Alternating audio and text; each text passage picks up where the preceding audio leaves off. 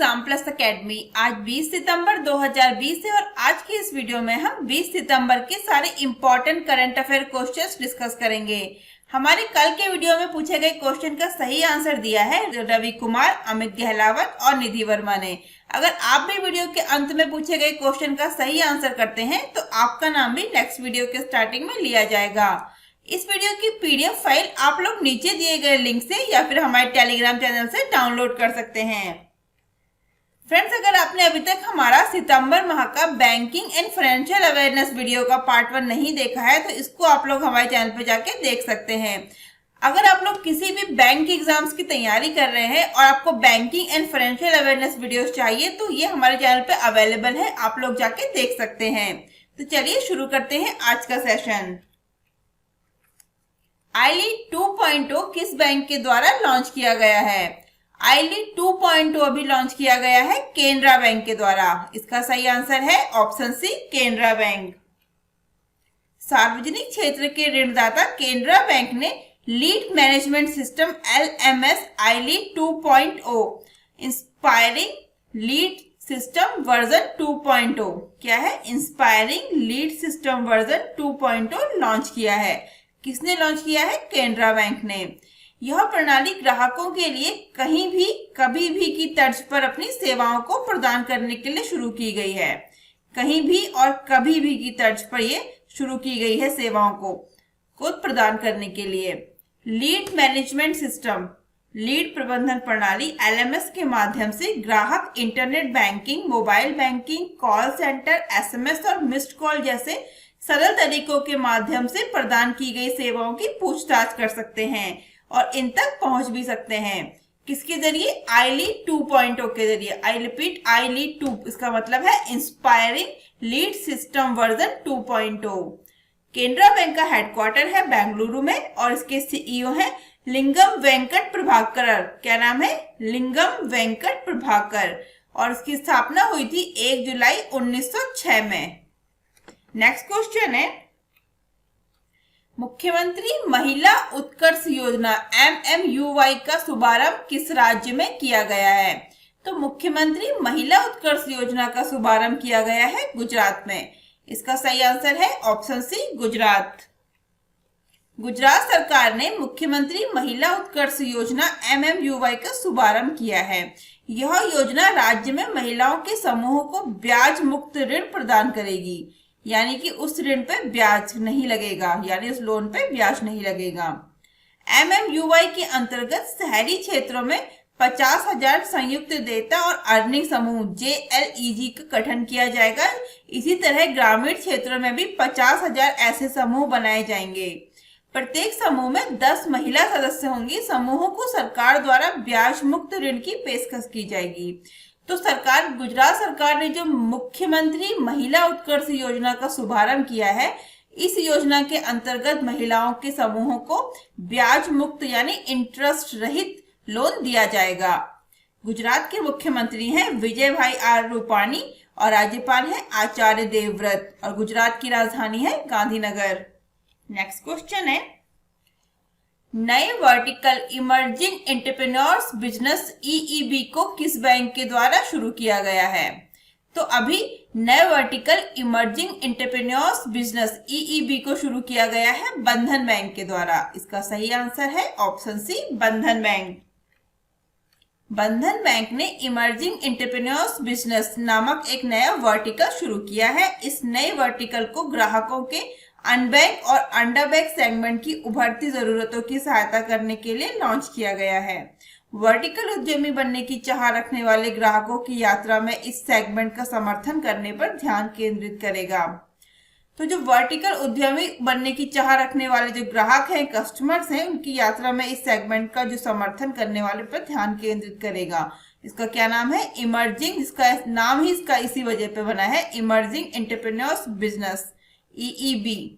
इसके अलावा micro loan के अलावा vertical micro home loan, micro market loan और माइक्रो एंटरप्राइज लोन का भी प्रबंधन इसका करेगा। बंधन बैंक के MD और CEO हैं चंद्रशेखर घोष और इसका हेडक्वार्टर है कोलकाता में। बंधन बैंक का टैगलाइन है आपका भला सबकी भलाई। नेक्स्ट क्वेश्चन है, हाल ही में एफपीआई मंत्रालय का अतिरिक्त कार्यभार किस मंत्री को सौंपा गया है? तो अभी एफपीआई मंत्रालय का कार्यभार सौंपा गया है नरेंद्र सिंह तोमर को। इसका सही आंसर है option C, Narendra Singh Tomar. FPI क्या होता है? एफपीआई का फुल फॉर्म है फूड प्रोसेसिंग इंडस्ट्रीज। क्या है? फूड प्रोसेसिंग इंडस्ट्री, हिंदी में खाद्य प्रसंस्करण उद्योग। तो केंद्रीय कृषि मंत्री नरेंद्र सिंह तोमर को अभी एफपीआई मंत्रालय का अतिरिक्त प्रभार सौंपा गया है। उन्हें अतिरिक्त प्रभार हाल ही में राष्ट्रपति रामनाथ कोविंद द्वारा संविधान के अनुच्छेद 75 के खंड 2 के तहत तत्काल प्रभाव से केंद्रीय मंत्रिपरिषद से हरसिमरत कौर बादल का इस्तीफा स्वीकार करने के बाद सौंपा गया है। तो अभी हरसिमरत कौर बादल ने अपने पद से इस्तीफा दे दिया है, इसलिए अभी नरेंद्र सिंह तोमर को एफपीआई मंत्रालय का अतिरिक्त कार्यभार जो है उनको सौंपा गया है राष्ट्रपति रामनाथ कोविंद के द्वारा। नेक्स्ट क्वेश्चन है, Dayton literary peace prize lifetime achievement award से किसे सम्मानित किया गया है? तो Dayton literary peace prize lifetime achievement से अभी सम्मानित किया गया है मार्गरेट एटवुड को। किसको किया गया है? मार्गरेट एटवुड को। ऑप्शन सी इसका सही आंसर है।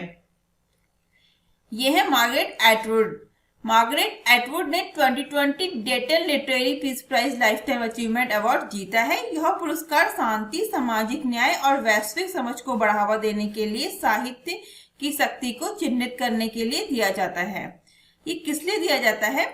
शांति, सामाजिक न्याय, वैश्विक समझ को बढ़ावा देने के लिए साहित्य की शक्ति को चिन्हित करने के लिए दिया जाता है। और इस पुरस्कार का नाम है Dayton literary peace prize lifetime achievement. क्या है? Dayton literary peace prize lifetime achievement award है। और ये किसको दिया गया है? 2020 का ये दिया गया है मार्गरेट एटवुड को। रिचर्ड सी होलब्रुक डिस्ट्रिक्टेड अचीवमेंट अवार्ड का नाम दिवंगत अमेरिकी राजनयिक के नाम पर रखा गया है, जिन्होंने 1995 के बोस्नियाई शांति समझौते की अगुवाई की थी। मार्गरेट एटवुड कविता, कथा, गैर काल्पनिक निबंध और हास्य पुस्तकों की विपुल लेखिका हैं। नेक्स्ट क्वेश्चन है, नई होम लोन योजना अपना घर ड्रीम्स की शुरुआत किसके द्वारा की गई है? तो अभी होम लोन जो नई योजना है अपना घर ड्रीम्स, इसकी शुरुआत की गई है आईसीआईसी होम फाइनेंस के द्वारा। किसके द्वारा की गई है? ICICI home finance. Option A. ICICI home finance ने दिल्ली के अनधिकृत क्षेत्र के कुशल मजदूरों जैसे इलेक्ट्रीशियन, मैकेनिक, पेंटर, किराना स्टोर मालिकों आदि के लिए नई होम लोन योजना अपना घर ड्रीम्स की शुरुआत की है। तो किसके लिए की है? दिल्ली के अनधिकृत क्षेत्र के जो मजदूर हैं, इलेक्ट्रीशियंस हैं, पेंटर, मैकेनिक, किराना स्टोर मालिक, उन लोगों के लिए अपना घर ड्रीम्स की शुरुआत की गई है आईसीआईसी होम फाइनेंस के द्वारा। इस योजना में 2 लाख रुपए से 50 लाख रुपए तक का लोन दिया जाएगा। कितने का दिया जाएगा? 2 लाख रुपए से 50 लाख रुपए तक का लोन दिया जाएगा अपना घर ड्रीम्स योजना के अंडर में। ग्राहक lower income groups, economically weaker section और मिडिल इनकम ग्रुप्स के लिए प्रधानमंत्री Awas Yojana credit linked subsidy scheme का भी लाभ उठा सकते हैं। नेक्स्ट क्वेश्चन है, आईएमडी द्वारा जारी ग्लोबल स्मार्ट सिटी इंडेक्स 2020 में पहले स्थान पर कौन सा शहर है? तो आईएमडी द्वारा जारी ग्लोबल स्मार्ट सिटी इंडेक्स में जो पहले स्थान पर है वो है सिंगापुर। इसका सही आंसर है ऑप्शन सी, सिंगापुर। पहले स्थान पर है सिंगापुर, सेकंड पे है हेलसिंकी और थर्ड पे है ज्यूरिक। और भारत से जो इसमें नाम है वो है हैदराबाद का। Institute for Management Development IMD ने Singapore University for Technology and Design SUTD के साथ मिलकर स्मार्ट सिटी इंडेक्स 2020 जारी किया है। किसके साथ मिलकर जारी किया है? Singapore University for Technology and design और इंस्टीट्यूट फॉर मैनेजमेंट डेवलपमेंट यानी आईएमडी ने मिलकर एक स्मार्ट सिटी इंडेक्स 2020 जारी किया है। स्मार्ट सिटी इंडेक्स 2020 में कुल 109 शहरों का सर्वेक्षण किया गया है। यह सूचकांक आर्थिक और तकनीकी डेटा और वहां नागरिकों की धारणा कि उनके शहर कितने स्मार्ट हैं के आधार पर शहरों को रैंक प्रदान करता है।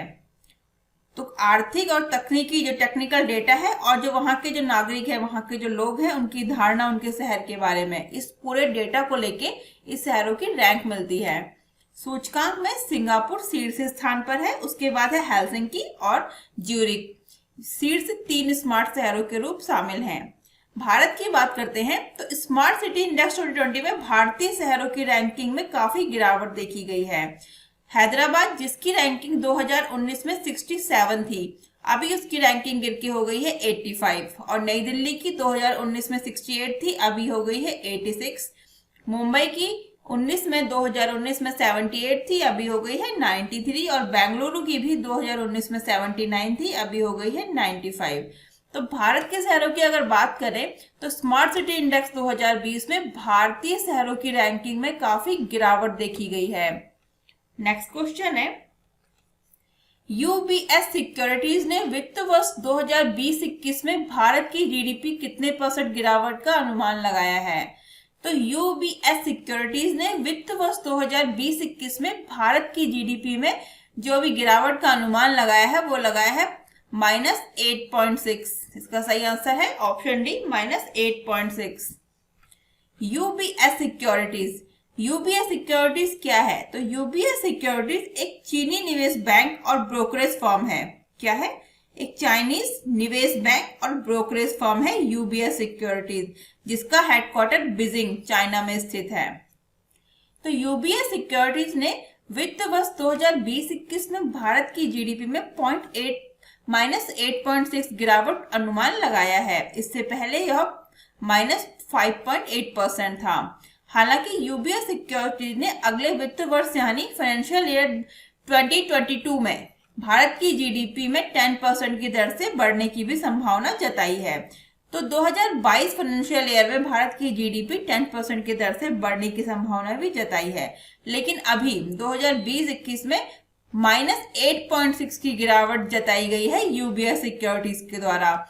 और यूबीएस सिक्योरिटीज एक चाइनीज निवेश बैंक और ब्रोकरेज फर्म है, जिसका हेडक्वार्टर है बीजिंग, चाइना में।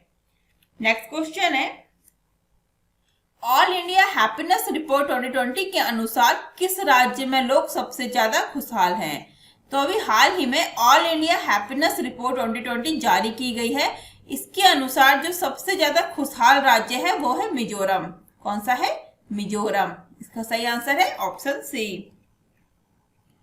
देश भर में लोगों की खुशहाली के लिए क्या जरूरी है? खुशहाली पर कोविड-19 का प्रभाव और विचारशील नेताओं की अंतर्दृष्टि के आधार पर सभी राज्यों और केंद्र शासित प्रदेशों को कवर करने वाली पहली ऑल इंडिया हैप्पीनेस रिपोर्ट 2020 जारी की गई है।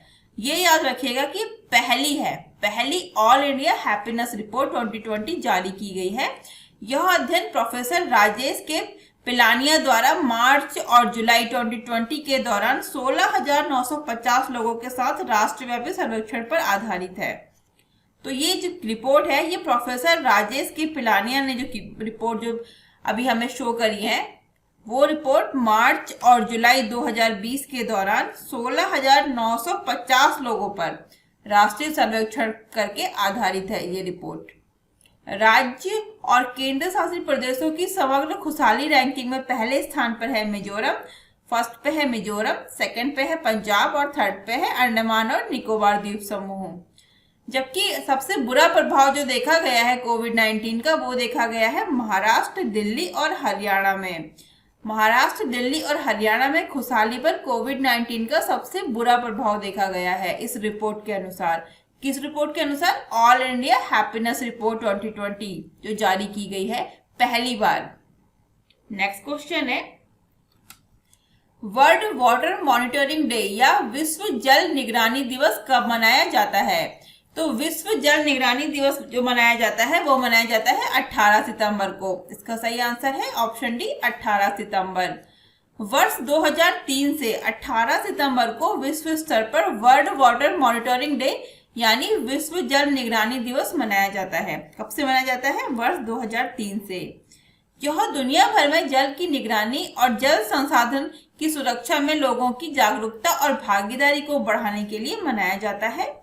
इस वर्ष विश्व जल निगरानी दिवस का जो थीम है 2020 का, वो है सॉल्व वाटर। क्या है? Solve water. अंतर्राष्ट्रीय जल संघ के अध्यक्ष हैं डायनी डी अरास। क्या नाम है इनका? डायनी डी अरास। और इसका हेडक्वार्टर है लंदन, यूनाइटेड किंगडम में। और अंतर्राष्ट्रीय जल संघ की स्थापना हुई थी 1998 में। जल पर्यावरण महासंघ के अध्यक्ष हैं जैकलिन ए जारेल और इसकी स्थापना हुई थी 1928 में। और जल पर्यावरण महासंघ जो है इसके हेडक्वार्टर है वर्जीनिया, संयुक्त राज्य अमेरिका में। नेक्स्ट क्वेश्चन है, आजादी, फ्रीडम, फैसिज्म, फिक्शन शीर्षक पुस्तक किसके द्वारा लिखी गई है? तो ये पुस्तक लिखी गई है अरुंधति रॉय के द्वारा। इसका सही आंसर है ऑप्शन डी, अरुंधति रॉय। अरुंधति रॉय द्वारा आजादी, फ्रीडम, फैसिज्म, फिक्शन शीर्षक जो है नई पुस्तक को पेंगुइन बुक्स लिमिटेड द्वारा प्रकाशित किया जाएगा। ये पुस्तक के लेखक क्या हैं? अरुंधति रॉय। कल की हमारी वीडियो में पूछे गए क्वेश्चन का सही आंसर है 5 स्टार कोविड-19 रेटिंग पाने वाला दुनिया का पहला एयरपोर्ट कौन सा है? तो इसका सही आंसर है Fiumicino airport, option A. 5 star कोविड-19 रेटिंग पाने वाला दुनिया का पहला एयरपोर्ट फिमिसिनो एयरपोर्ट बन गया है। और इस एयरपोर्ट को जो हम जानते हैं द विंची इंटरनेशनल एयरपोर्ट के नाम से जाना जाता है। ये इसका फेमस नाम है, द विंची इंटरनेशनल एयरपोर्ट। तो इटली का रोम स्थित फिमिसिनो इंटरनेशनल एयरपोर्ट FCO यूके आधारित एयरपोर्ट और एयरलाइन सर्विस फर्म स्काईट्रैक से कोविड-19 5 स्टार एयरपोर्ट रेटिंग पाने वाला दुनिया का पहला एयरपोर्ट बन गया है। इटली के सबसे व्यस्त हवाई अड्डे FCO को Leonardo da Vinci international airport के नाम से भी जाना जाता है। तो स्काईट्रैक द्वारा स्वच्छता के लिए कोविड-19 रेटिंग प्रक्रियात्मक दक्षता, जांच, विजन, निगरानी, विश्लेषण और ATP नमूना परीक्षण के संयोजन पर आधारित थी। तो ये जो स्काईट्रैक्स की जो रिपोर्ट थी ये किस पर आधारित थी? कोविड-19 रेटिंग प्रक्रियात्मक दक्षता, जांच, विजन और विश्लेषण। फिमिसिनो हवाई अड्डे ने कोरोना वायरस के प्रसार को कम करने में कारगर स्वच्छता प्रक्रियाओं के लिए 5 स्टार रेटिंग हासिल की है। तो ये याद रखिएगा, 5 स्टार कोविड-19 रेटिंग पाने वाला दुनिया का पहला एयरपोर्ट बन गया है फिमिसिनो एयरपोर्ट, जो द विंची इंटरनेशनल एयरपोर्ट के नाम से भी फेमस है। इसे आप द विंची इंटरनेशनल एयरपोर्ट भी कह सकते हैं। आज का हमारा क्वेश्चन ऑफ द डे है वर्ल्ड बम्बू डे अथवा विश्व बांस दिवस कब मनाया जाता है? तो 15 सितंबर, 16 सितंबर, 17 सितंबर या 18 सितंबर? तो इसका आंसर आप लोग हमें कमेंट बॉक्स में करिएगा। आज के इस वीडियो को हम यहीं पे समाप्त करते हैं। आप लोग हमसे सोशल मीडिया प्लेटफॉर्म पर भी जुड़ सकते हैं, Instagram, Facebook, Telegram, Twitter. WhatsApp का लिंक आपको नीचे डिस्क्रिप्शन बॉक्स में मिल जाएगा। अगर आपको मेरा ये वीडियो पसंद आए तो प्लीज इसे लाइक करें, शेयर करें और चैनल को सब्सक्राइब करें। Thank you, thanks for watching. मिलते हैं मेरे नेक्स्ट वीडियो में।